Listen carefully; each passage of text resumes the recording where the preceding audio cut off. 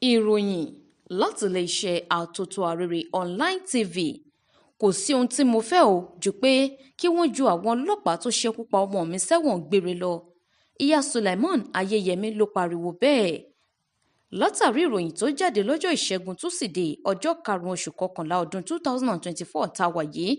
wípé àwọn ọlọ́pàá kan lu ọmọ akẹ́kọ̀ọ́ ilé ẹ̀kọ́ gíga gbogbonìṣe ìpínlẹ̀ Kwara kan pa, ìyẹn Sulaiman Ayéyẹmí lágbègbè Táǹkẹ̀ ìlú Ìlọrin olúlu ìpínlẹ̀ náà. Ńṣe làwọn oníròyìn ti kàn sí ilé tí wọ́n ti bí akẹ́kọ̀ọ́ tó dolóògbé náà, tí ṣe agbègbè Adábàtà ìlú Ìlọrin ìpínlẹ̀ Kwara, tí gbogbo agbègbè ọ̀hún sì dá páropáro àṣebí ẹni wípé àwọn ará àdúgbò ọ̀hún ò sí nílé, bẹ́ẹ̀ wọn ò sì rebi kan. Ọ̀fọ̀ ńlá tó ṣẹ̀wọ̀n lágbègbè náà ló mú kí gbogbo rẹ̀ pa lọ́lọ́, táwọn èrò tó ń lọ tó ń bọ̀ sì ń bá wọn dárò pẹ̀lú, nítorí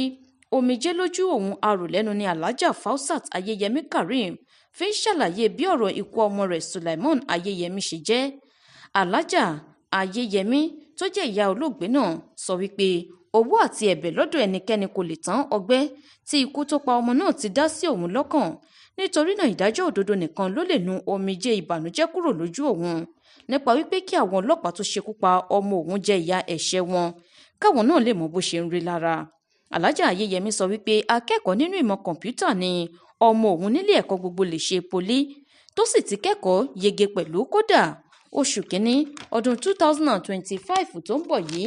ló yẹ kóun náà lọ fún ètò ìsìnrúùlù NYSC tóun náà ìbájẹ́ ọ̀kan nínú àwọn àgùnbánirọ̀ kó tó di pé ìṣẹ̀lẹ̀ burúkú náà wáyé, ṣùgbọ́n tí àwọn tó pa ọmọ òun kò jẹ́ kí òun rí èrè ọmọ náà jẹ. Ó sọ wípé ọmọ òun kò ní àìsàn asthma gẹ́gẹ́ bí àwọn ọlọ́pàá ṣe sọ, nítorí kò lè ní asthma kí òun tóun jẹ́ ìyá rẹ̀ má mọ̀ sí i. Ó ní irọ́ lásán ni ọ̀rọ̀ náà, tí wọ́n sì ń sọ bẹ́ẹ̀ láti lè dáwọ́ bo òdodo tó wà nídìí ìwà láabi tí wọ́n hù yìí. Ìyá olóògbé náà tẹ̀síwájú wípé lílù tí àwọn ọlọ́pàá lu Sulaiman ló fa ikú òjijì fún un, táwọn náà kò sì gbọ́dọ̀ lọ láì jìyà ẹ̀ṣẹ̀ wọn.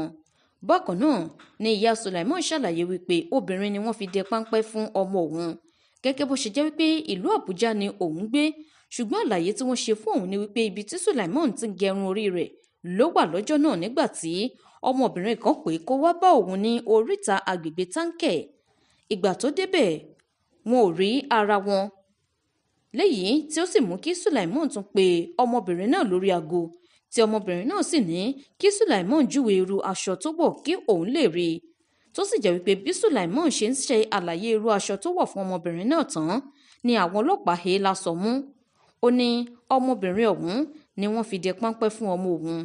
Ó ní gbogbo bí àwọn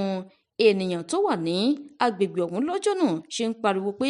kí wọ́n fi sílẹ̀ ni àwọn ọlọ́pàá ọ̀hún ò gbọ́, tí wọ́n sì ń lù lálùgbà,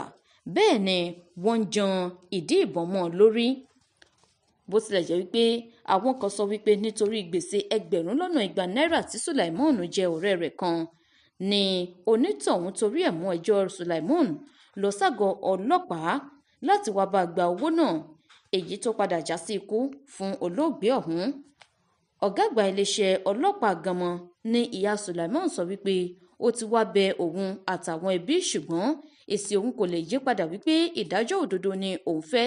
lórí ikú ọmọ náà tí ẹ̀bẹ̀ tàbí owó kankan kò sì lè rán.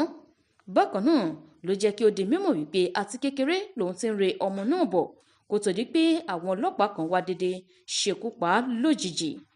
Ó rawọ́ ẹ̀bẹ̀ wípé kí ìdájọ́ òdodo kó wáyé. Bákan náà ni ẹni tó jẹ́ ìyá Sulaiman tó jẹ́ ẹ̀gbọ́n ìyá Sulaiman táwọn oníròyìn bá sọ̀rọ̀, lòun náà sọ wípé ìwà yìí ó burú jáì kí àwọn ọlọ́pàá kí wọ́n dẹ́kun híhu ìwà ọ̀dájú bẹ́ẹ̀ àti ìwà ṣíṣekúpa ọmọ ọlọ́mọ.